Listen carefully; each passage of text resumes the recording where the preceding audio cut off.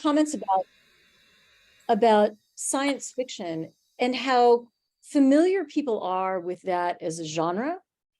It has to make a difference in how you encounter this novel. If you're not a science fiction reader, then it isn't just that some aspects of the novel may seem particularly stunning that she predicted things, but also it goes back, as I said, to that idea of building a world. When you read a realistic novel set in the present, you probably don't notice the world building work that a writer is doing. It's just, these are the characters and this is where we are. But in science fiction, it's like it's the thing that's right here, that it's right in your face and you can't ignore it. And I think that's part of it. And then it's there's in literary studies, we quote this line from Coleridge all the time about the willing suspension of disbelief. And there is a kind of willing suspension of disbelief that you have to engage in reading science fiction, to say, I'm not going to worry about whether I believe that particular technology is actually possible. I'm just going to go with the idea that this is the world that someone has created. But I hope, and so those of you who are just joining, and I'm sorry that we kind of are like, we're starting and we're already going, but I said hello to a couple of people before time and we started a conversation. I was saying that I thought of bringing this novel to our adult education program a few years ago because rereading it to teach a course on how writers imagine the future, it all made sense for that. And then I got to the last part of the novel, which I felt entirely differently about than when I first read it. I was in my early 30s when I first read the novel. I'm now in my early 60s. And a lot of the conversation about aging and women's lives speaks to me differently now. And there's enough of that kind of material in this novel that even if the science fiction stuff just like does nothing for you, there's a lot of humanity and a lot of life experience and lots of different things. So I'm really delighted that people have stuck with it, have read it, have kept coming back for the conversations. Here's where I think we are now. So I am assuming that everyone has now read all the novel, and if you haven't, too bad. We waited until this point to talk about all of it. Now we're going to talk about all of it. And I want to approach that today by really thinking about sort of some of the bigger questions that the novel asks. Most of that focusing on the relationship between humans and technology, interpersonally, but also on a societal level. And by the time we're done tonight, I want to get to the question of what Jewish theology and Jewish philosophy has to say about that, which will, spoiler alert, take us beyond my area of expertise. But there are people in this room, Rabbi Fred is here with us tonight, and a lot of other people who know much more about that than I do. And so I'm really hoping that all of you can help us with that last part of the conversation. But I want to start by thinking about the way Piercy kind of frames the novel as an exploration of the relationship between humanity and technology on those two levels. And again, I'm going to cycle back to something I said as people were just arriving in the room and we were chatting informally. I just saw a story on the CBS Evening News about there are many college campuses that have robotics programs and regularly have robots walking around campus. I was at Oregon State University this summer, and there were robots delivering food to students in the dorms. But they were reporting tonight on a project at the University of Texas where they have robots roaming in various places around campus. And what they're studying is not how to perfect the robots, but how do humans on campus interact with the robots? How do people respond to them? And the theory is, if robots are going to become part of our everyday lives, then the people in robotics, the people who are developing them, very much like Malka, have to figure out how can we design them so that human beings can interact with them well. And that seems to me to be kind of one of the core problems in he, she, and it, which is not just about the relationship between, how does Yud as a cyborg interact with the human beings, and how do the human beings respond to him? But what do we think about the ethics of that? What do we think about how do we even feel about those kind of interactions? So I actually want to start on the personal level. We're going to get to the social level fairly quickly, but I want to start on the personal level and think about, I think Piercy invites us to think about those personal interactions on two levels, in two ways.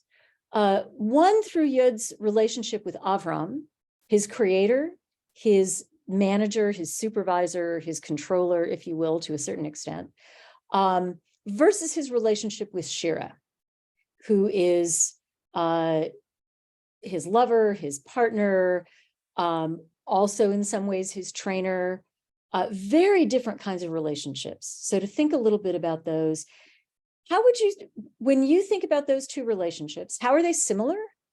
How are they different? And what do those two relationships suggest to you about how human beings might interact with technology at large and forms of artificial intelligence and robotics in particular? Just thinking about Avram and Shira and their relationships with Yod, what kinds of things does that make you think about? Charlie. Up, you're muted. So what strikes me is that for Avram, he's always a machine. He's always technology. He's always an it. And he never never conceptualizes him as anything else. Whereas for Shira, she comes to it with a more open mind and quickly decides that this is a creature with a personality and interesting traits. Yeah. Entirely different ways of facing him. Yeah. And I wonder how much we think that difference comes from how they connect. It's not even what I'm trying to think how to phrase this. The nature of their interactions with Yud, their role in his creation and his development. You know, for Avram, Yud is the culmination of 15 years of trying to create a cyborg. So he finally has got the version that he wanted. But his history includes robots who did a lot of damage and who didn't work out well. So he has a very different kind of history with that than Shira does. I don't know whether, I think Camilla and Ralph, you guys had a hand up first, and then we'll go to Elena. Yeah, I was going to say that Avram created the robot. Malka is kind of the instructor who's kind of having a change, and Shira is kind of the consumer. That's how or the user, the end user. Yeah. Yeah, though interestingly Yud was not created for the purpose of interacting with someone like Shira. He was created for the purpose of protecting Tikva. But that creates a kind of interaction and a kind of consumerism is an interesting way to phrase it, but it puts them in a particular relationship that I think is more Malka's making than Avram's, but it is a really interesting kind of different position. I'm sorry, Elena. I think that was sort of, to me, one of the things that's clear, right? Which is that, Avram built this with its role as a weapon. Towards the end of the, novel, Yod begins to say, like, you shouldn't create a thinking weapon. That's immoral, but he's correct that Avram started the project in essence building a weapon, maybe a cyborg as a weapon, but no particular other function. And I think, you know, if what you have is a hammer, everything looks like a nail to you. I think it's very hard to change that that perception. So it may be a variance on what Ralph is saying, that Malka came into the project with a slightly different task in front of her. And by the time Shira came to the project, other people had their intentions and goals for Yud, but maybe she wasn't so much coming to what it was built for as what does it do, what is it capable of doing in front of me? And there are probably plenty of other examples of, you know, of much less sophisticated technologies that get repurposed in the hands of different audiences. I mean, there's an entire, you know, subculture of hacks, all the things I can turn other objects into and repurpose for other purposes. And in some ways, maybe this is just a species of the hack. Right.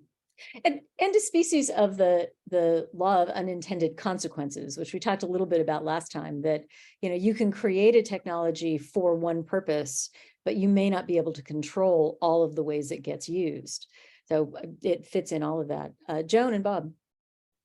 Did you want mute? We're not muted. I think about it in terms of the things we're going through today, both with the virus, the COVID virus, and the treatments for it, the drugs for it to prevent it and to treat it, as well as to artificial intelligence that's going into to cars that will be automatic, and the great barriers to bringing them to market before they're proved very safe. Right now, we know that we knew a long time ago that the vaccine was going to be pretty good, but that had to go through all those hoops. In the same way we with cars, and yet here's maybe it was just a sort of a suspension of belief. Here's a guy in a lab who cooks up, you know, Avram, who cooks up this creature, and there was no oversight. He just sort of did it. And it's hard to believe, I know how clinical trials are done. It's hard to believe any university or any research organization in the real world would allow something like that to happen. So it was a little hard for me, and especially to see him kill off Avram, his creator, when he was created to obey him. So that to me, it was a step too far. Yeah. You know, it's interesting. It may be that one of the reasons, you know, I don't know how much Piercy knows about the process of peer review and IRBs and that kind of thing. But you know, Avram is working in his own lab and not in a university, and not, you know, he's working for Tikva, which does put him in a different position. I hadn't thought about it that way, but I think that makes a lot of sense. Elise, before we go on to you, I want to pick up on something that Carol put in the chat, because I think it's actually really important.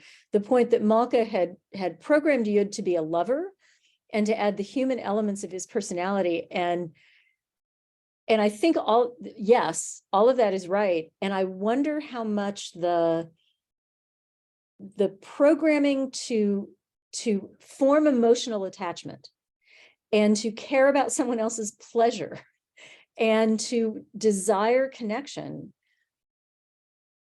that they become the problems for Yud, that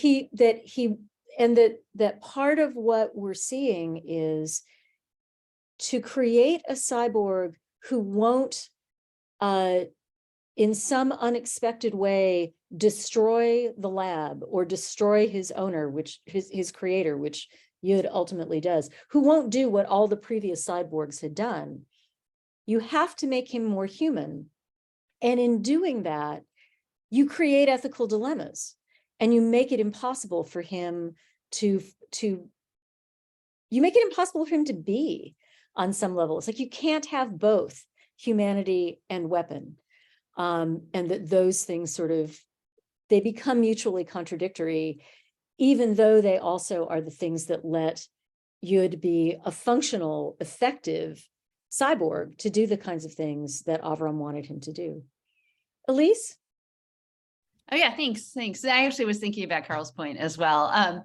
So one thing that I was thinking about, and you don't really discuss Avram's disappointment in Gadi and his creation of these cyborgs. It's sort of like, I think there's something to be said there about technology bringing you to a point where you don't accept disappointment. So Shira has the disappointment in Josh. Malka is the disappointment of just getting older and her body changing. You know, Avram is perpetually disappointed with his son. And Yud is sort of serving this purpose. So I felt like there's a bigger statement is like, as we technologically advance, we sort of become less willing to accept shortfalls.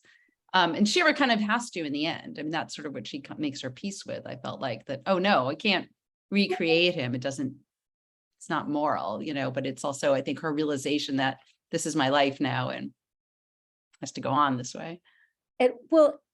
And that perfection in our relationships and in human beings, it turns out not to be possible, right? And that, you know, that you can make Yud, I mean, he is perfect in many ways and therefore cannot survive.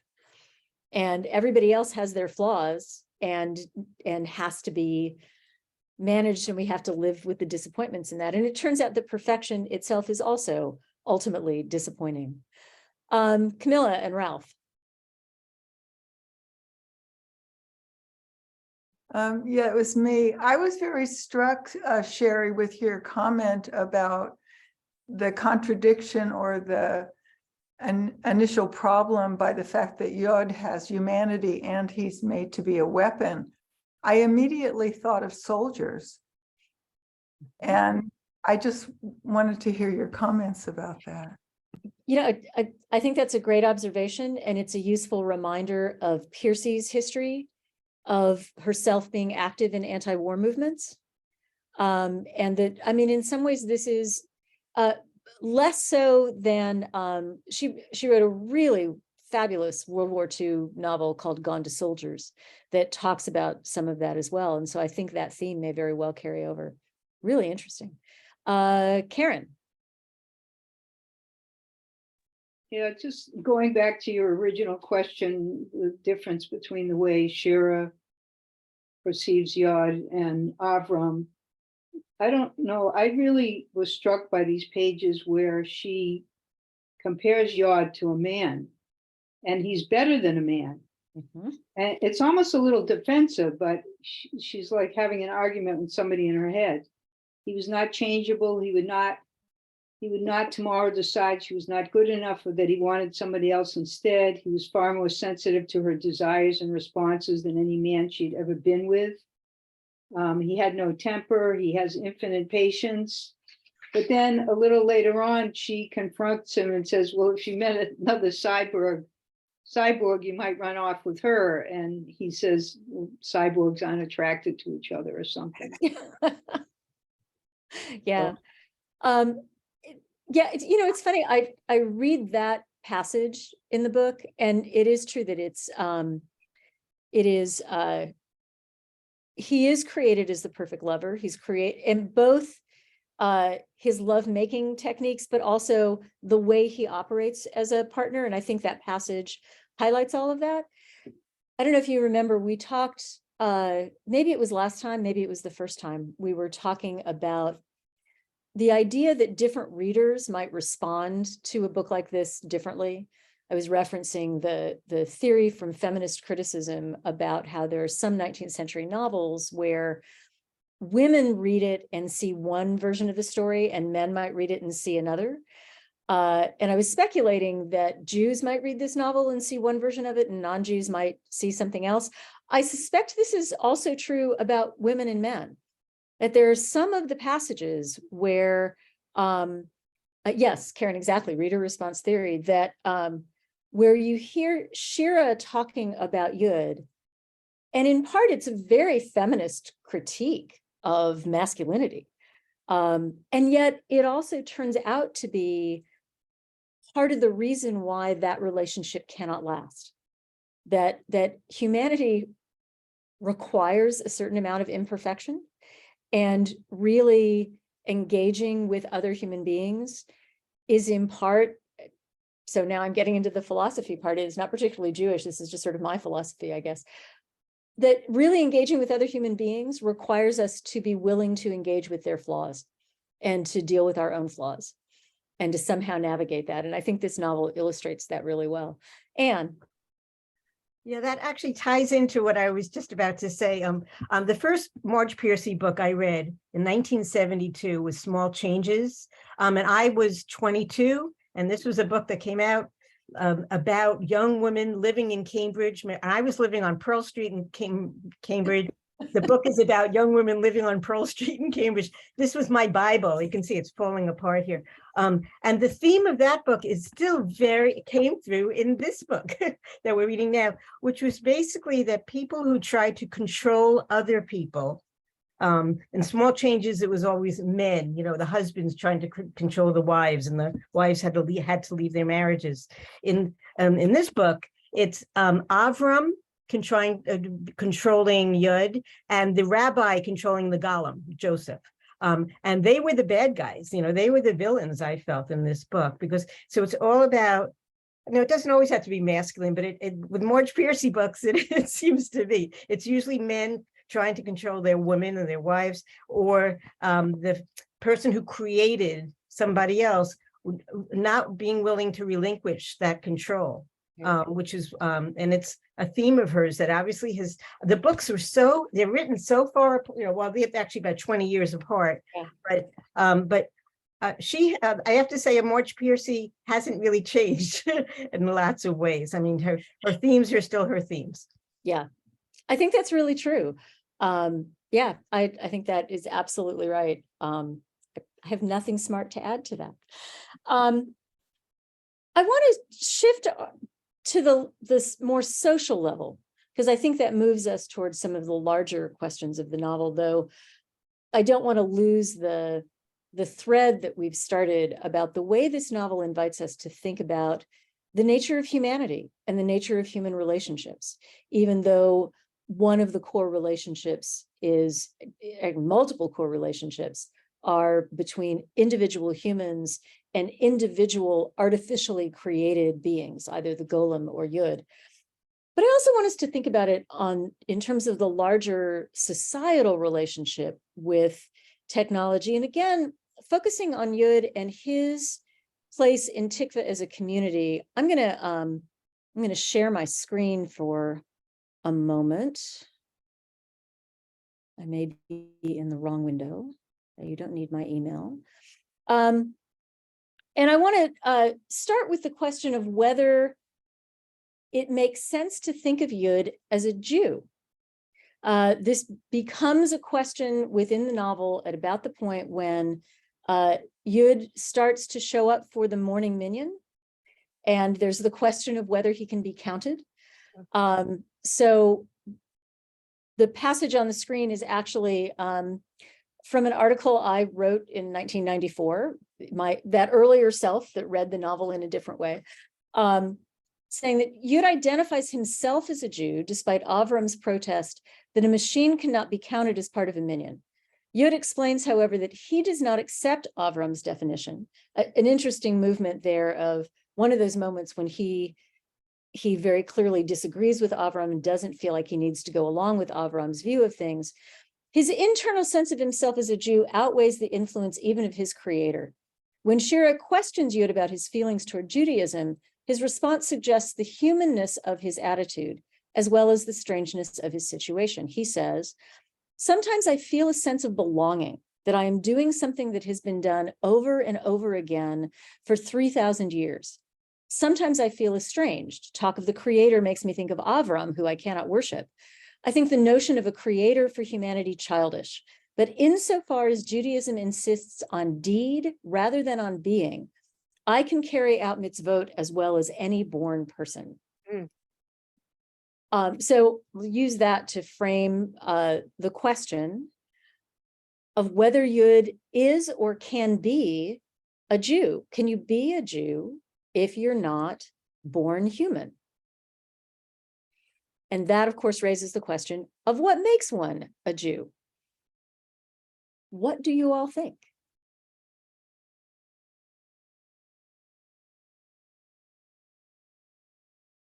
Charlotte. This is in the early 90s. This is exactly what they said about women. Marge Piercy is a feminist. I'm positive that she's thinking of all of the respected people that said women just can't be part of a minion. And they had lots to say. It's so interesting, what you wrote. You could put woman into that paragraph and it would just fit perfectly. Yeah, it's a great observation. And I think very much part of what she is kind of pointing us to. Susan. This sort of overlaps with our earlier discussion in that I think one of the things that made Yud sort of went beyond what he was designed to be was that he seems to develop consciousness. And that to me is a really kind of unexpected consequence, well beyond anything that machines really were supposed to be able to do. Okay. And then the question is, if he's self-aware, that consciousness, does he have a conscience, meaning knowing good from bad and making distinctions, moral criteria?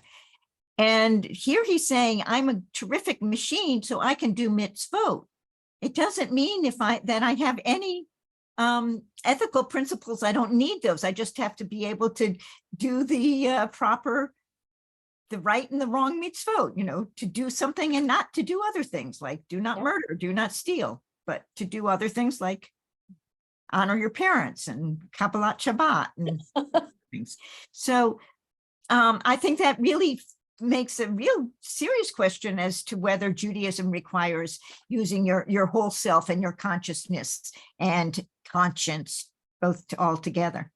Yeah. So it's that's a really great point. And it's interesting that we have scenes in the novel where we see Yud wrestling with the fact that he takes pleasure in defending, and that sometimes means taking pleasure in violence. Mhm. And pleasure in hurting others, and that he is troubled by that. Mhm. But it doesn't stop him. It goes back to that wrestling between his consciousness that he is created as a weapon and whatever Avram or Malka programmed in him to drive him towards that defense role against the programming that makes him want to connect. And even the part of programming where he says he feels a primary concern for protecting the people he loves, the people immediately around him. So I think we capture all of that really well. Elise. We can't hear you. Sorry, my trackpad was being a little weird. So I don't know if even this was the intent. That was one of those passages in the book that I stopped on and reread a couple of times because it made me feel like I was hearing so much of myself and my friends, yeah, there's this connection to Judaism, but sometimes I don't know if I believe it and it doesn't I don't feel connected. And sometimes it's the history and I do. And it made me feel like there was more of a bigger sort of commentary on Jews and or people even religion in general, whether we connect or whether we don't, and the questioning and all of that. So I thought it was really interesting also that he talks about a history when he's a cyborg. So that was kind of fascinating too. Yeah. Elise, I just have to say that that conversation that you talk about having with your friends, that's exactly where the article that I wrote, that's what comes after that passage, is the point of I'm saying all of these things that Yud is saying would be very familiar to many Jews in contemporary America in the early 1990s. Do we believe in a God? Is that what makes us Jewish? How do we feel about this notion of a creator? You think about the conversations we have in Adat Shalom is now the third Reconstructionist congregation I've belonged to in my life. And in all of them, we've had the conversation at high holidays about the language of Avinu Malkeinu, right? That all of this runs through what it means to be a Jew, so that in some ways that reinforces, all right, Yud's identity as a Jew, because part of what he's wrestling with feels very much like what many of us wrestle with. Luther. Well, it is. It is a huge question. What makes a person a Jew and not something else? What makes a person actually? But I wanted to go back to what Susan said, and I will submit, Yod does have a conscience. He does. And my proof text is how he ends his life and Avram's. That is the act, although it's suicidal, that's the act of somebody with a conscience. Yeah. The wrestling that he's doing with, the fact that he likes violence. I'm sorry, if anyone thinks that born human beings don't do the same wrestling, then I'm afraid they're naive. They do. We do. And I can't even go into the whole thing about what makes a Jew a Jew. Right. But and my point really is just to note that I think Piercy is raising that question for us. It is interesting too that the difference between, I think, one difference between us and Yud is that while we may want to do violence in the name of the things we believe and in the name of our conscience, we don't have quite as easy and effective a way of doing that. That he can destroy not only himself, but Avram and his lab with relative ease, which is part of the problem. So lots to say about that. Stephen. Yeah, I was going to say that belonging to and feeling alienated from is a pretty good definition of being Jewish. But I think that if you think of Reconstructionism, that was a pretty good definition of how it initially began. And also, if you think of the relation of Tikva to those multi-corporations, it's also belonging to and alienated from. Yeah. Yeah, I think that all of that makes great sense. And you're pointing towards where I want us to go next, which is from the question of whether Yud is a Jew to his relationship with Tikva and kind of where he then gets positioned in this larger battle. But we'll come back to that in a minute because I want to get to Charlie and Martha. Charlie? So I'm struck by the distinction that we don't seem to be drawing between deciding whether he's a Jew or deciding whether a machine is conscious and proof and accepting of a showing of it. I mean, for me to prove that I'm a Jew in some quarters of Israel would be some doing. I think we need to be aware that making the case to the other is a very much different thing from being whatever it is that you think that you are. Yeah. And in particularly on the AI side of things and the machine creation kind of side of things, it turns out to be very easy to make things that look like they're more sophisticated than they are. I mean, ChatGPT and all the others appear to be a thing when they're kind of less than that. And so the distinction between whether he is a Jew or not and whether he could make that case to others, I think is worth pointing out. Yeah. And I'll just say briefly that a lot of that one of the themes as I write about this novel and other Marge Piercy things is about the notion of Jewish identity and the question of whether that is determined internally by how someone sees themselves or externally by how they're seen by others. And so, Charlie, that may apply to technology and it applies to us as well, as I think you're suggesting that, it's one thing to say, I feel, I mean, I won't overstate this, but there have been plenty of times in the last decade that my husband, who was born into a Catholic family and raised mostly Catholic and kind of wandered away from that, has said something along the lines of, well, but I feel kind of Jewish. Isn't that enough? And so all of that notion of where identity comes from, I think is a really important part. Martha. So I don't see how somebody could be Jewish if they're not human. Having said that, Yod appears to be developing into a human being. He definitely, to my mind, he definitely has a conscience. He was actually being sent to his death. He knew that. He wasn't killing Avram out of malice. He was killing him because he didn't want this to happen again.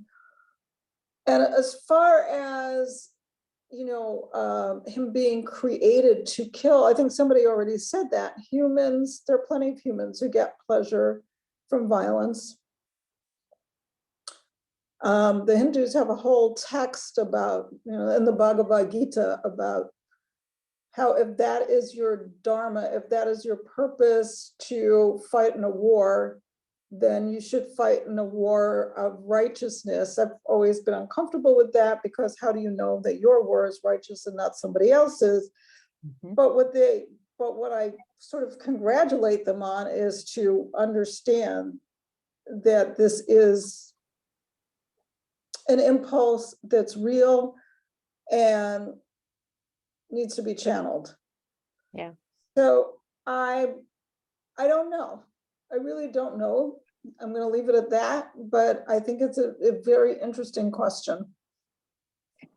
So I love the idea of embracing not deciding, not knowing, because I think part of what a good novel does is just make us think about these things, not necessarily give us the answer.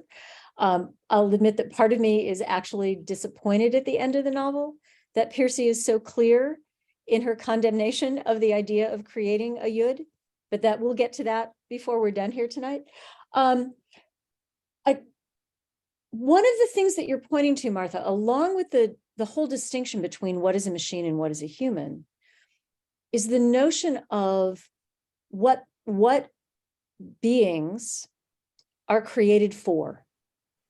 And there's some discussion in the novel of the idea that, like, when you have a child, you don't have the child with the vision that it will become a certain thing and fulfill a certain function.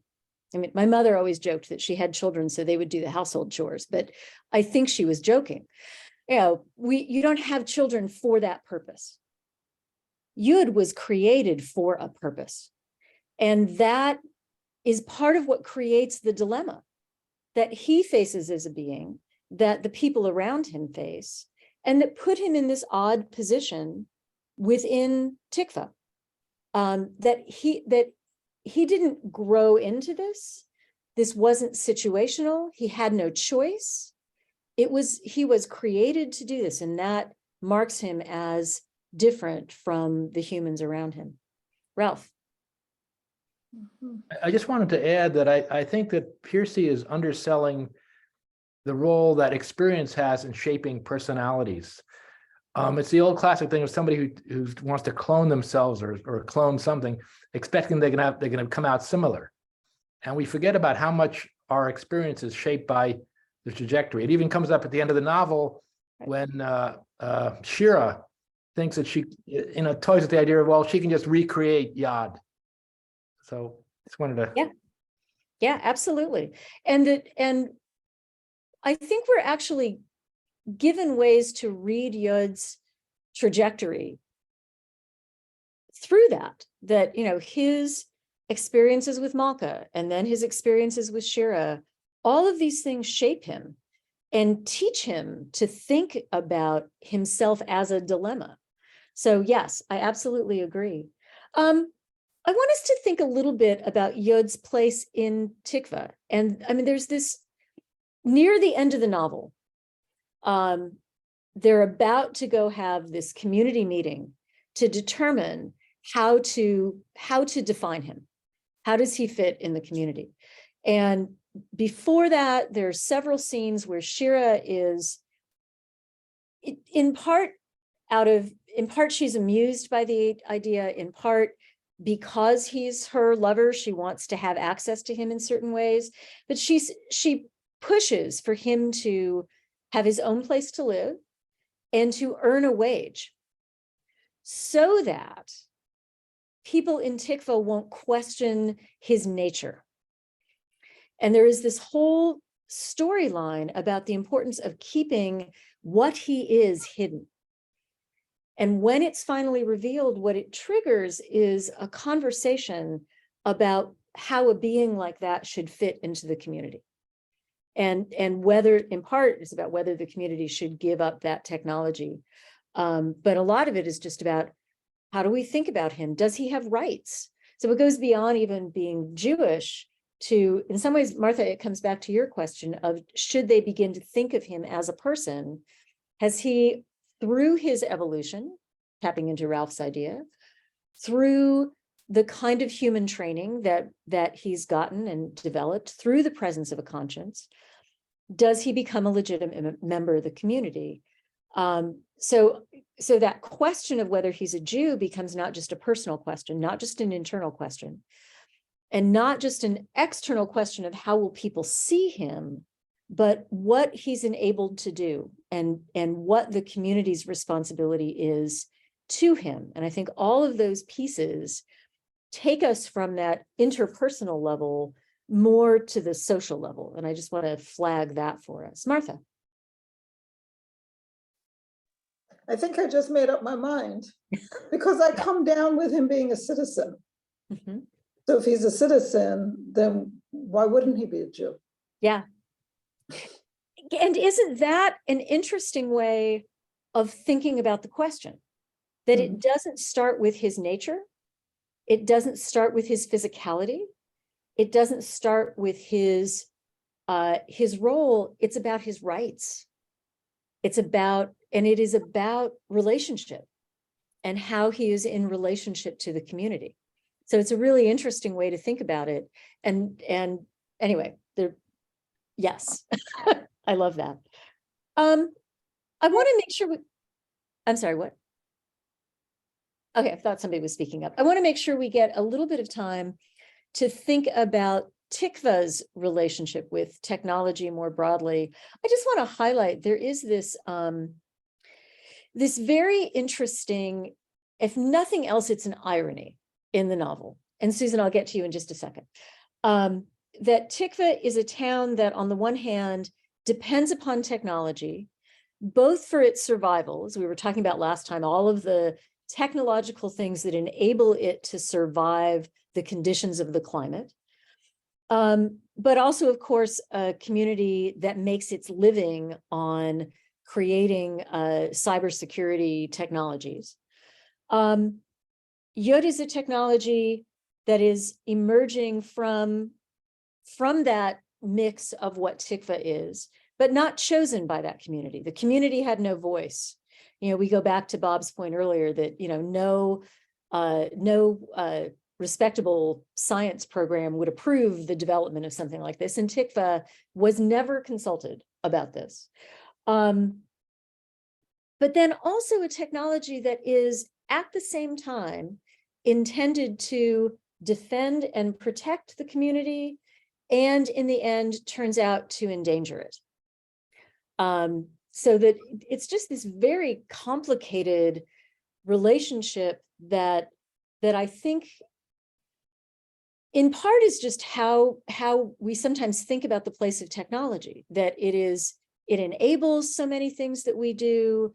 It in the current world, and certainly even in the world of 1990, when Piercy would have been writing this, it was a huge part of our economy, a huge part of how we got things done, and something that at once protects and endangers us. So that may just be like the obvious thing of how all of this works, but I want to make sure that we don't miss that. Susan, do you want to talk about the golem as a citizen? That was the question I put in chat, was the golem a citizen? And certainly the golem in some ways was more Jewish because he was a creature of Kabbalah. I mean, Kabbalah is considered Jewish. So, you know, he was not necessarily a practitioner, but in a sense, his whole existence was founded on by reciting Torah around a lump of clay, you know, whatever they did. Yeah. And the same question arises about Joseph, and can he be part of of a minion? Does it make sense for him to pray? And if he prays, what and who does he pray to? I mean, there's embedded in that a whole discourse about how do we define God? Mhm. You know, to what extent are we defining God as a creator? You know, Yud says, I can't worship Avram, and creator is not the right way to think about what we are worshiping. But then, you know, is that the life force that makes and the magical force that makes a golem possible? I think we get into all of these questions. Ralph and Camilla. Yeah, I can't stop but add a quick reference to the comic strip character Superman, who was created by two Jewish minority, people who felt they were othered, and this was their golem. And then the issue of, is he a citizen, that came up a little bit, but I guess he's given a lot more credit for being human. But Superman? yeah, Yeah. in some context. Yeah, though it's also interesting. I mean, he is, and I don't want to go off on too much of a riff on Superman, but Superman is created by two Jews who are making the comic book, but within the comic book, he's not created, so there is that kind of distinction. But yes, there is that. And there's a kind of, and maybe this is part of what we'll get to when we get fairly soon here to the whole question of Jewish philosophy and theology, but do we have a superhero?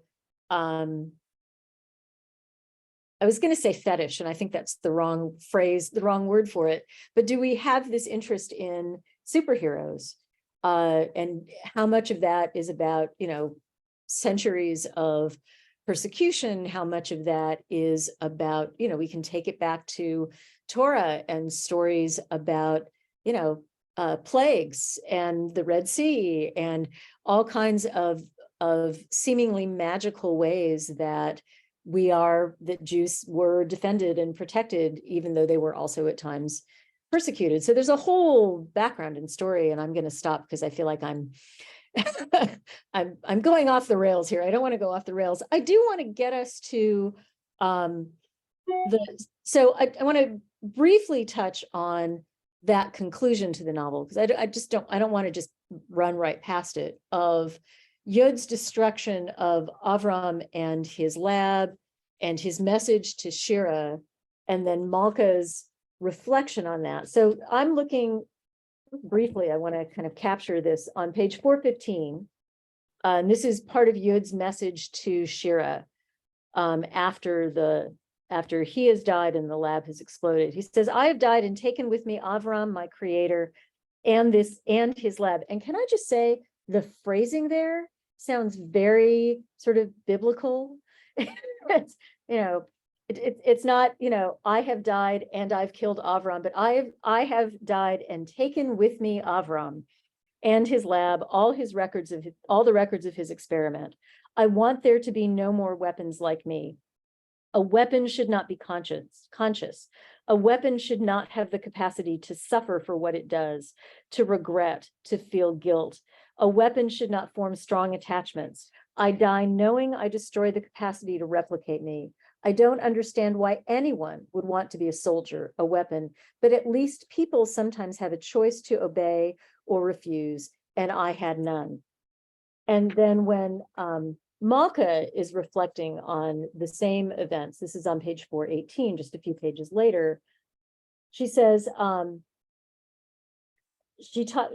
so she starts saying, Shira and I are joined in grieving for Yod. I miss Avram more than she does, but while we were often antagonists, we were often collaborators. For the last 20 years, we were colleagues who helped to direct and shape our community. I also feel guilty about Yud. My programming made him more useful because it brought him far closer to the human than any of Avram's unsuccessful cyborgs, but it also made him vulnerable to desires and aspirations that had nothing to do with his central programming or his function. I gave him the flexibility that enabled him to overcome his fundamental commandment to protect and defend Avram as well as the town. What Avram and I did was deeply wrong. Robots are fine and useful, machine intelligence carrying out specific tasks, but an artificial person created as a tool is a painful contradiction. So some of that is a little heavy-handed. I mean, Piercy wants to make sure that we are not missing that part of the story. Just wanted to make sure before we go to the sort of a larger question about what is Jewish about her approach to all of this. If anybody wanted to comment on that, the ending of the novel, because it does seem to me pretty striking. Well, I was mad about it Yeah, because Yod repeatedly says that he has the capacity to, reprogram himself. So he didn't have to go that route. yeah,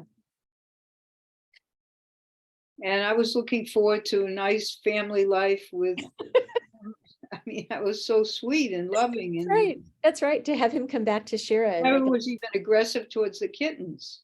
that's right. That's right. But it's also true that part of what he was doing was defending Shira and Ari and Malka. And so that even if we take that possibility of him reprogramming himself, there's also that very human desire to protect the ones you love.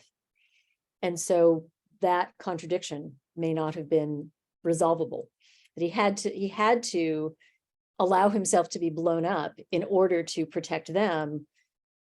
And then that was an opportunity to make sure that nobody else like him came about. Camilla. I think Stephen had his hand up first. Oh, Stephen, were you first? Go ahead. I have no idea who was first, but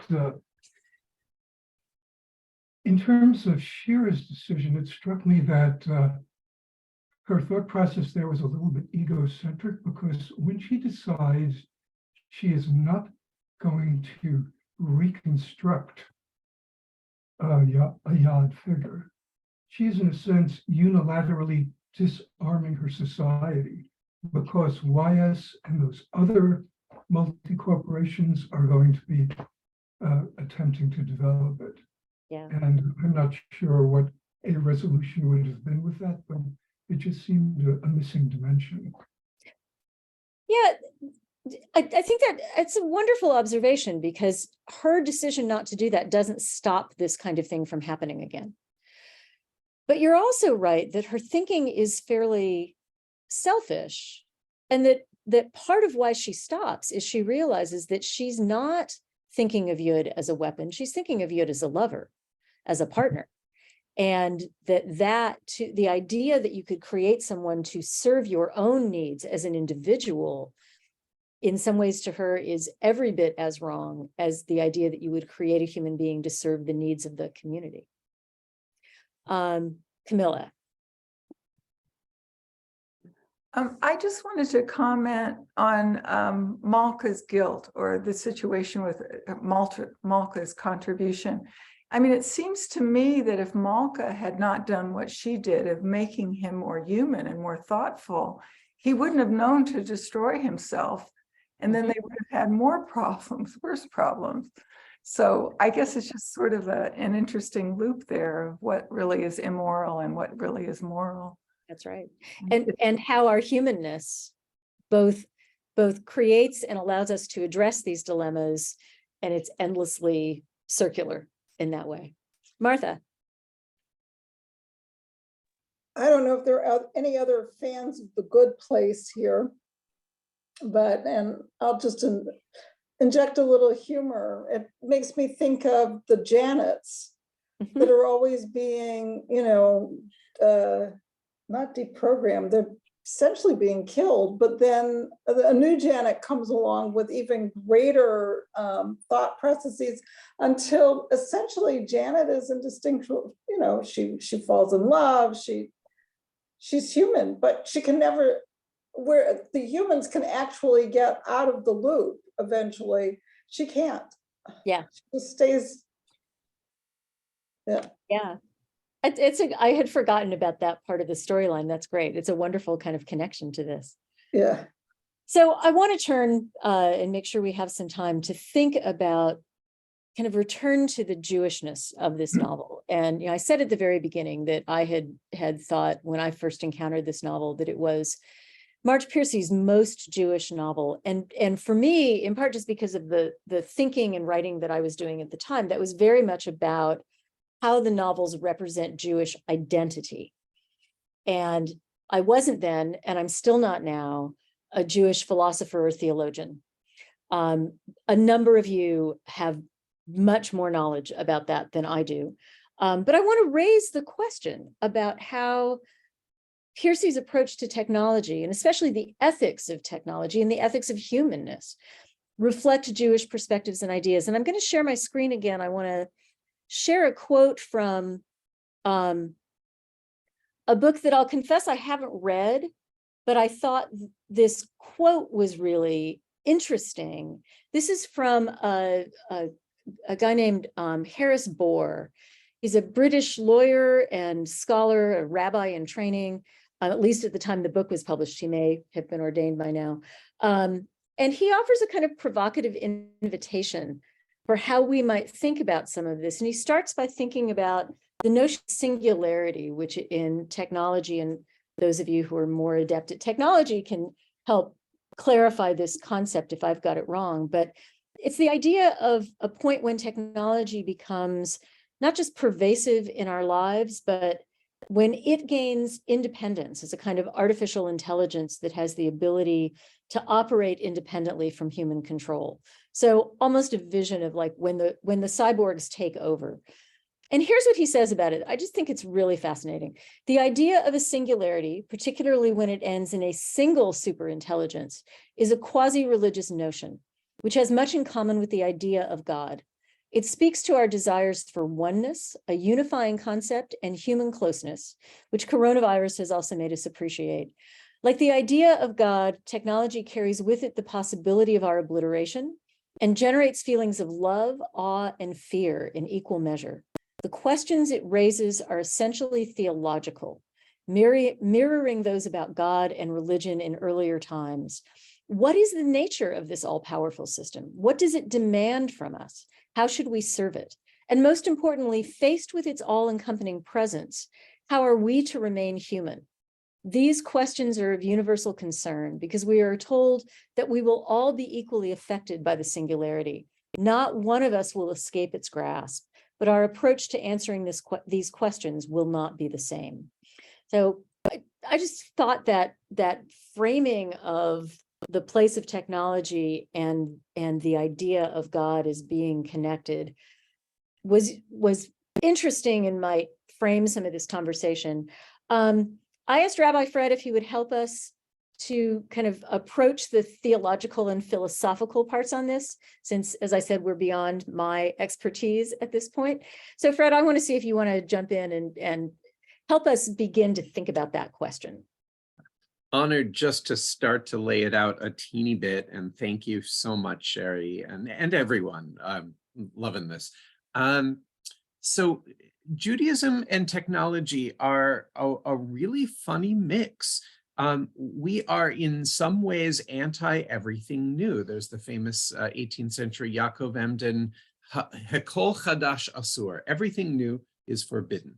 And a classic example of this goes back to in Leviticus 19, the same holiness code that has all the great ethical, love your neighbor as yourself, etc., talks about shatnez, right? Don't mix wool and linen. And in another place, don't graft plants, basically. And so we have this idea of things that are different should be kept separate. Meat and milk comes from that same logic. So the hyper OCD of the rabbis, right? And yet, what happens when plants are hybridized, when the only strains of apples that a Jewish apple grower can raise were already hybridized and therefore treif? Well, you basically decree them kosher at that point. Someone else did it, it's too late. And now we can reap the benefits, even though halacha elsewhere says no, it's called hana'ah, no benefit whatsoever from things that are forbidden. So technology, we like the Shabbos Goy, we're willing to let other people do the technology and take advantage of it and build on it. That is in some ways the logic behind the Maharal, using, the quote technology to create the golem, or Avram and Malka to create Yud. But it remains ambivalent and it remains dangerous. I would submit that in our day, this is a really helpful notion. We're all bombarded just in recent years with this notion of AI as a potential existential threat to humanity on the level of climate change or pandemic or massive solar storm. And those are really interesting questions to consider. And the odds of it seem to shift year by year, the more we know, and some of it gets scarier and scarier. And at the same time, a core teaching in our tradition is humility. And one of the challenges of technology is always the unintended consequences of it. I think of this a lot around climate change, where geoengineering is sometimes suggested as an answer, but isn't that more hubris, right? Can we fight fire with fire? Can we dismantle the master's house using the master's tools? And those are the real questions that lie ahead of us. So Judaism doesn't have any easy answers, but it puts a really interesting fine point on it in many places. There's more to share, but I want to hear other voices. Thank you. That's a great framing. Malka.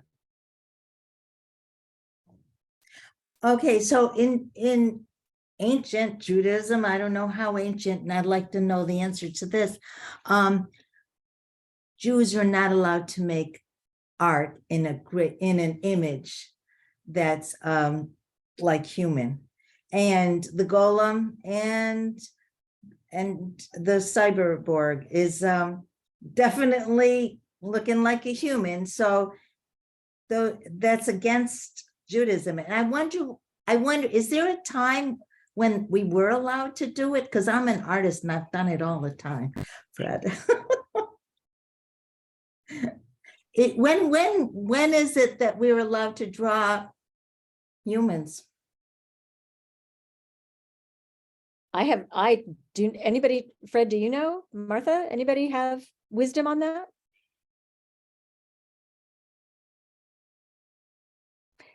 It's a great question, but it is fascinating. I will tell you that when we were in Sfat with Rabbi Fred, this was in 2012, we saw the things with the micro calligraphy, and they could draw all kinds of pictures, because you weren't drawing a picture, you were copying the book of Genesis, and it turns out looking like Noah's Ark with all the animals on it.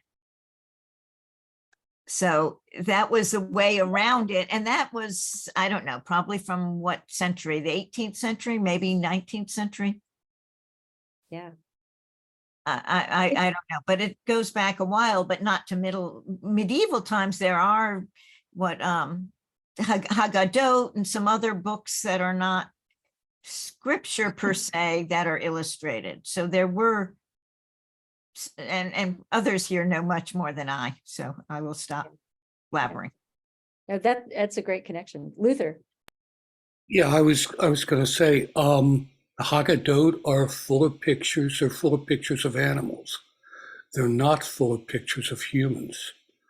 And as to the question of art, which is what Malka is raising, I think it's really the proscription against portraying a human in that very narrow species-centric sense that it's humans that were created in the image of God. And that's probably the rationale for it. You look at Islamic art, which actually, as I think more about Islamic art, particularly Persian miniatures, there are lots of pictures of human beings there. And that's going back to the same time period.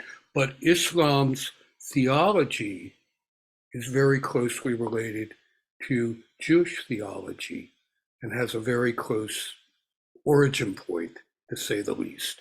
So I think it is kind of complicated, the whole question, but I think it's, in a narrow sense, it's about human.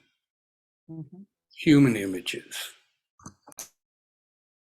And wouldn't it be like to take that prescription to its the thing that it might be imagining as the most frightening of the idea of human beings creating creating Yud, creating a figure that looks like human but is not. It's one thing to create a child. It's quite another to create a cyborg. And part of where Piercy goes in the end is telling us, no, this is not an acceptable thing, in part because it violates that the terms of creation, that where there is in creation, in our lives, the expectation of a certain amount of free will and of, even I think a certain amount of goodness at heart. And it's not that I don't think Yud has goodness, but that being created as a weapon in some ways seems like the ultimate violation of that notion.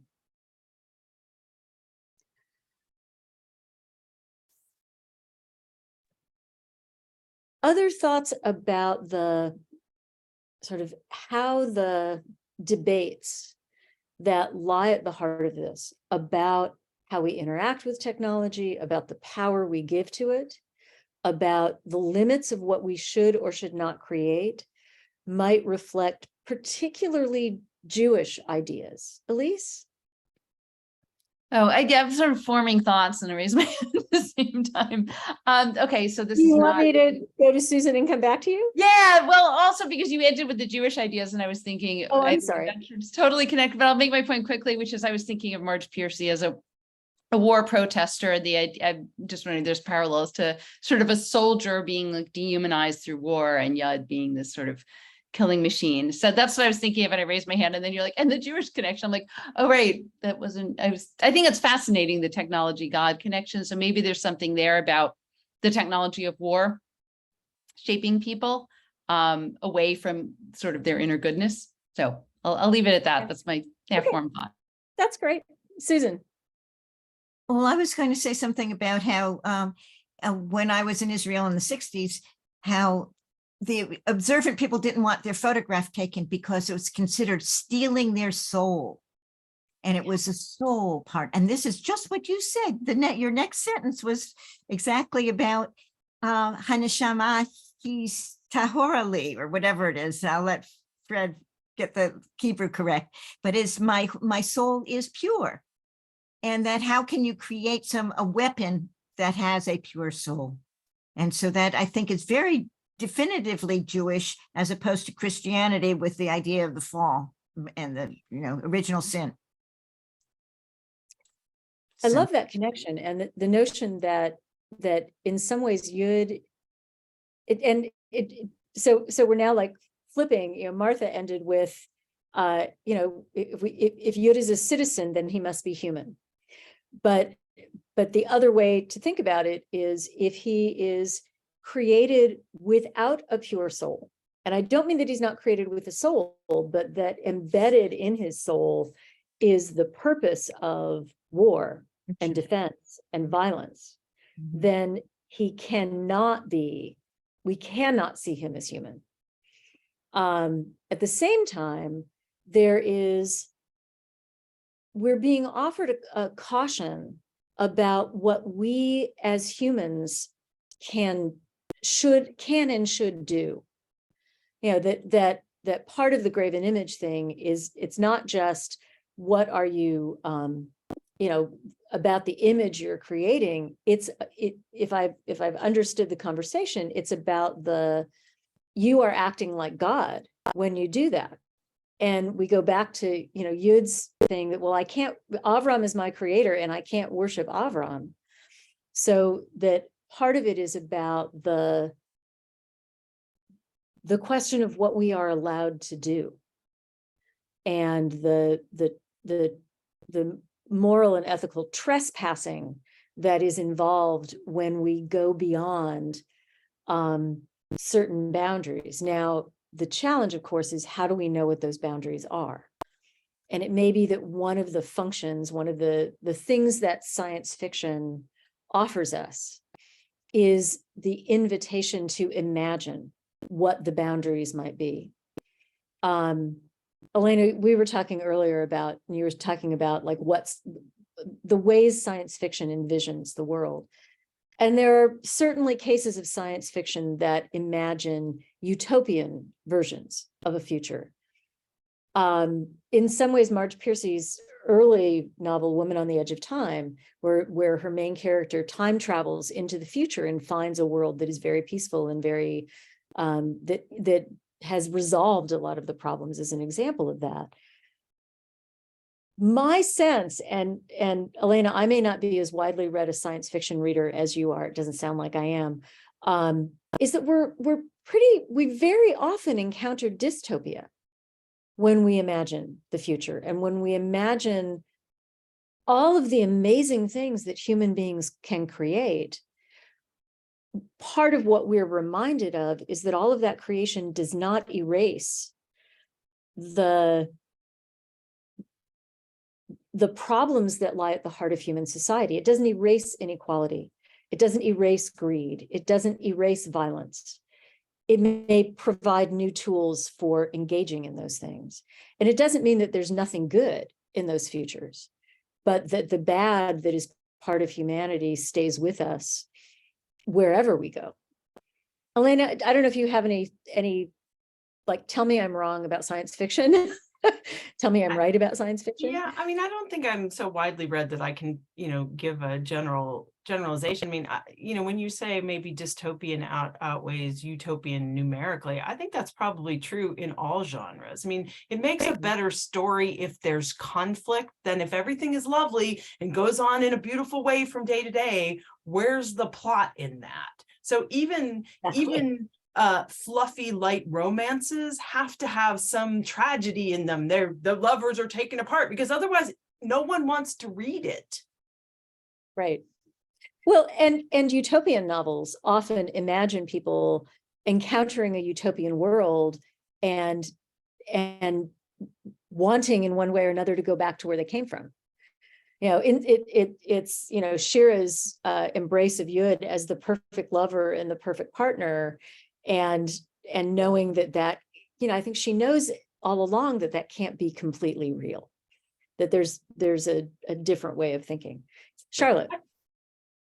Sorry. I just wanted us to think about that the book also emphasizes domesticity, not just, we have this big section where they go on this quest and all of the fancy weaponry and science fiction-y stuff, but then she comes back and they're living together. He is learning to play with Ari. He has memorized so many children's books, which, guess what? You don't have to be a cyborg to memorize children's books. I have quite a few of them in my own brain. And the passage, I was reading the last section tonight, and the passage that I noticed was, she says she's gotten to look forward to coming home and chewing over the day's events, talking. Talk about a Jewish value.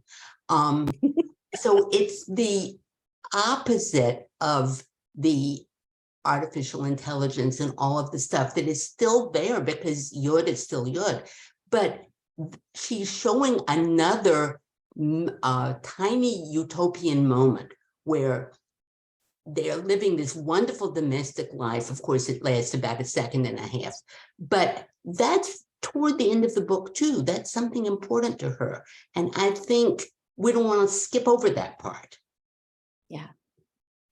Thank you for that. I think it is one of the things that I really appreciate about this novel, and really most,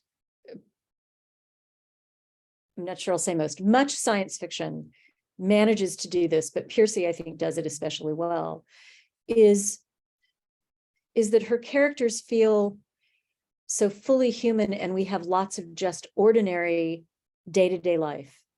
And that the ordinary day-to-day life she depicts feels very culturally Jewish.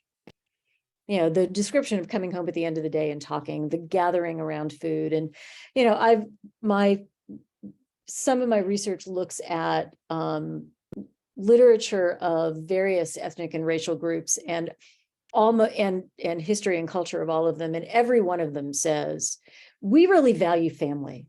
And people like us, we really gather around food, like every group that, I mean, I did a project where I interviewed people from like 24 different racial and ethnic groups that had moved to Youngstown about their history. And every single one talked about food and family and religious organizations and neighborhoods and celebrations. I mean, all of that is ubiquitous. And yet it does feel there is a, you know, in part, it's just the familiarity of the scene of a Shabbat dinner, of the gathering in the courtyard, that it takes us back to that question of Jewish identity and just the Jewish setting of the novel that parallels some of the larger kinds of questions about what makes us human, what makes us Jews, what do we do with free will, what is our conscience for, all of these kinds of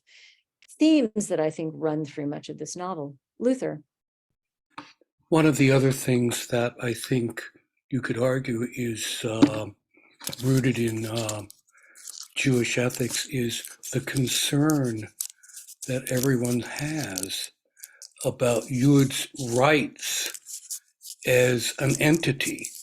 You know, that, I mean, basically it's workers' rights, you know, he should be paid a living wage is what they're saying. And then they're arguing about, well, what other rights does he have? You know, and that's a very Jewish argument to be having, but just like the whole business with family and fireside and family meals and all of that thing, it's also so multicultural, so universal. Right. I mean, we think of ourselves as people who are particularly engaged with questions of justice. And you're right, Luther, that we don't have sole ownership of that. But there are so many ways that those kinds of questions, from should Yud be paid a wage to is it even right to like, is it right to give him or sell him or let him go to YS, you know, and everything in between is kind of infused with those questions of what is the right way to live. I had commented to Rabbi Fred that I was struck by the fact that there are a lot of people here tonight, maybe not majority, but a significant number, who were probably with him last night talking about Musar. And that notion of what is the right way to live that threads through the novel, that threads through our practices, that threads through our theology and our philosophy of what do we mean by justice?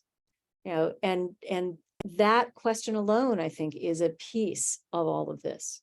You know, what is, I love the idea that a couple of people talking about reading to the end of the novel and wanting a different ending, you know, wanting the happy ending for Shira and Yud, wanting Yud to somehow stop the war that is going on, you know, to find a solution to it that is not violence and that does not depend on him being a weapon.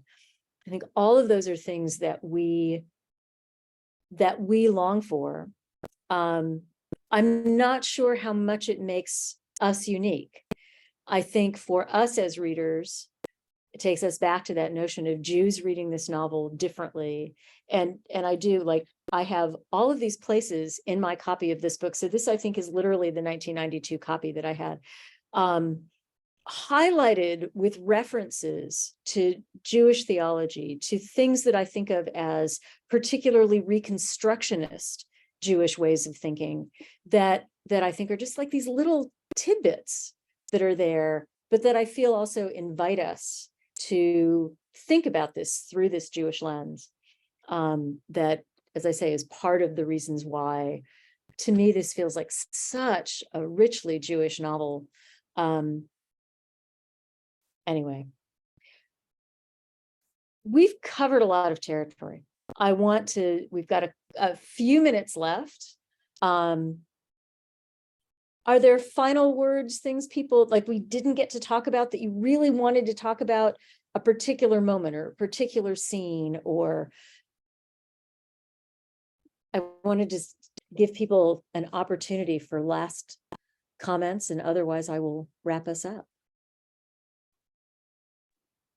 Yeah, Gail. I was just noting how different the story of the golem was from the story of Yud. Yes. I almost, when I was reading it, I found it a relief to go back to that period of time. It was more relaxing. I could imagine Prague. I could imagine the places I'd been to. And I was thinking of, he came from dirt and he went back to dirt. And he had no choices. He had no say in any of it. And his relationship with Chava was so beautiful.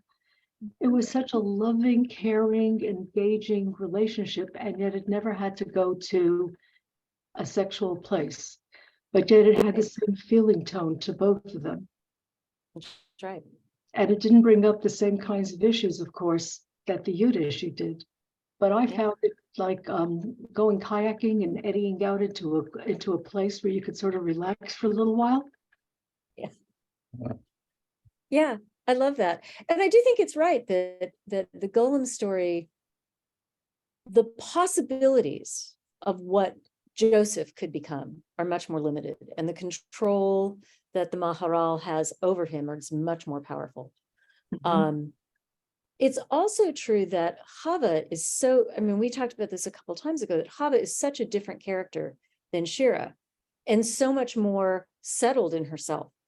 And so we're also reminded that part of what happens in their relationship is about her and her very gentle but very clear managing of all of that, where Shira is a much more troubled character and much more vulnerable in many ways. I want to get to these last couple comments. Martha. So I wondered about Malka's purpose in telling Yud the story of the golem, because it's kind of upsetting. Like, it's like, this is going to be your end. And yet I found the end of the golem so much more tragic.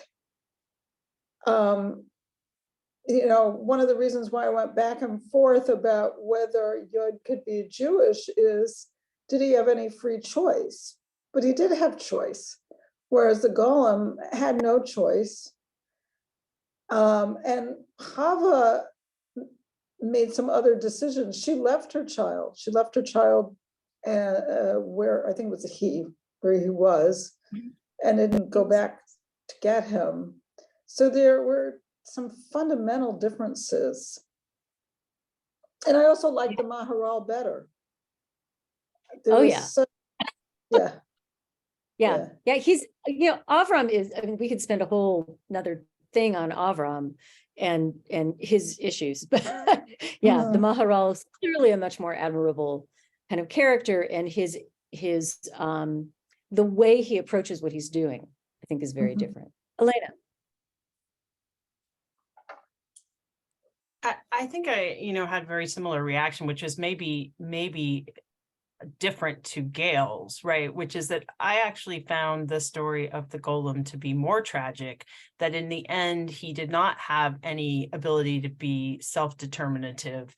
And that if anything, it's, I would speculate it's meant as a sort of a cautionary tale to Yod, right?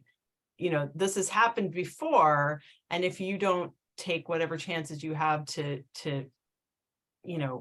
act with some agency, you'll be put back in your bottle. But I also thought the Maharal was just a much more sympathetic character. I'd put that in the chat all along. So it's not black and white on either side of things, I think, which is part of what makes it interesting. Yeah, the comparison is actually, there are some real complexities to that comparison that I think are worth exploring. Anne. Yeah, this is surprising because I usually agree with Gail on everything. Everything she said. But I had the opposite feeling. I really dreaded all the chapters or all the parts of the book about the Golem and about Prague and the history. I was filled with dread every time I got to those pages, and I just wanted to race through them. I guess because I knew that pogroms were coming. I knew the Holocaust eventually was coming. It just really it was weighing me down. I just wanted to get through those pages. And I also just felt the way that Joseph was killed off at the end was so it made me so it was very upsetting. So, and just one other thing about the book in general, I think that there are a lot of books now about racism and about people. There've been some wonderful recent novels like The Vanishing Half. I don't know if any of you read that, about a Black woman who passes as white. And that's what I was thinking a lot in this book when you were talking earlier about having an artificial intelligence person pass as human. And so there's a lot of books that are dealing with that theme now that are also very well done. And this book reminded me of those. I love that connection with passing. There's again a whole thread that we don't have time to go into, but that's actually a really interesting way to think about it. One other thing I would say about the Golem story is that the situation of the Jewish ghetto of the people in the Jewish ghetto in Prague is quite different from the situation of Tikva. You know, that Tikva is under threat, but they're not under threat because they're Jewish. They're under threat because they have something that YS wants. And that doesn't make the comparison inappropriate, but it's one of the multiple ways that just complicate the pairing of those stories. Malka. Yes, I want to say in talking about Chava and the Shatran trying to marry her off, she says she doesn't want to be under a man's thumb. She considers her job as a midwife very important, and she brings all these lives into the world. And she helps the women too that way. And she wants to be an intellectual. She wants to do other things.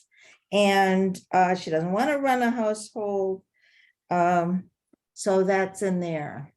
A different way of life rather than just being a wife. Right. Which for a woman of her time, especially compared with Shira had many more choices and yet and believed in ways that Chava did not, that she could, as we started saying of women's lives in the 1970s, could have it all. She believes she should be able to have it all. And Chava looked at her world and said, I can't have it all. And I will give up those things because I want these other things. So those stories their stories are make an interesting pair, but they're not exactly the same. As all of this suggests, we could go on. We're not going to. We are going to wrap up. But I really just want to say to all of you, thank you for coming along on all of this.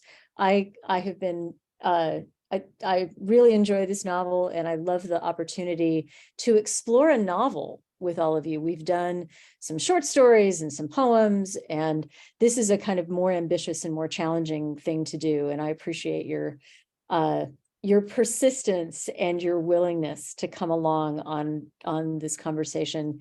I'm sure we'll do another one on something else somewhere down the line. But for now, I will again say thank you and good night. Thank you.